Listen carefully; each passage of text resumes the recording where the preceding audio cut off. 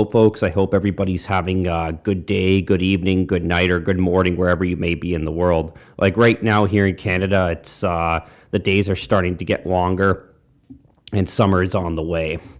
But besides that, I'm going to talk about Canadian politics in this clip, but specifically municipal government and local government, and the ongoing environmental and animal issue that is already developing, and that's going to be probably the most major problem for municipalities down the road, especially if this housing development keeps continuing. So here in southern Ontario, just the whole southern part of Ontario is just getting way too overpopulated, and we're just building way too many homes, and people are going to be living on top of each other more, and there's going to be less space between homes and everything.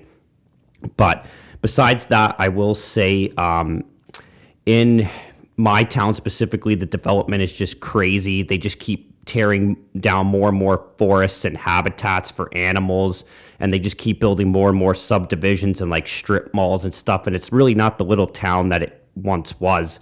And I know that a lot of local town folk here in the last municipal election, they basically voted out the whole council, including the mayor. And now there's a whole new council, the new mayor, but they really have not done any better of a job. Like, they have not done any better of a job at stopping this development. And I've never seen coyotes like getting this close to the home or like my subdivision.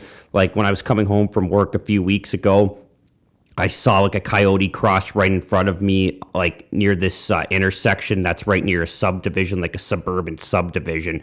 And then probably a few weeks ago too, a few weeks to a month ago, I heard coyotes in this forest a little bit back from where I am, and I have never heard coyotes howling that close to my home.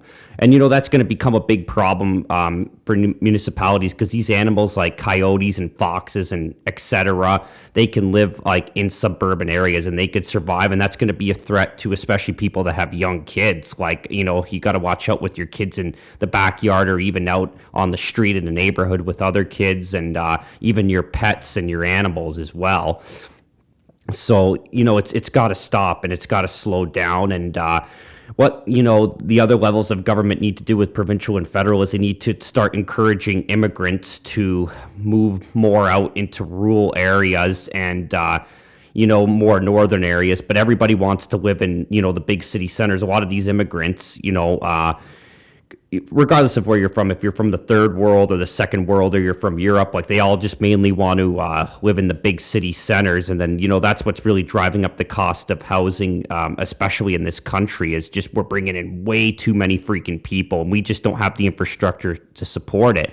And a lot of people like to claim, oh, like, look, we have all this land here. We're such a big country. But guess what? Guess what? Give your head a shake.